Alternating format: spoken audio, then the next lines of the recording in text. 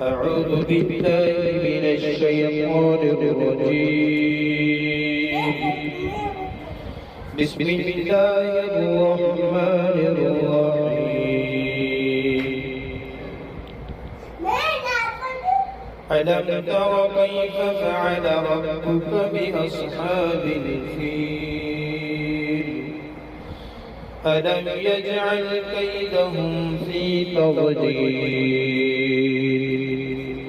وأرسل عليهم طيرا أبابيل ترميهم بحجارة من سجيل فجعلهم كعصف مأكول. صدق الله العظيم.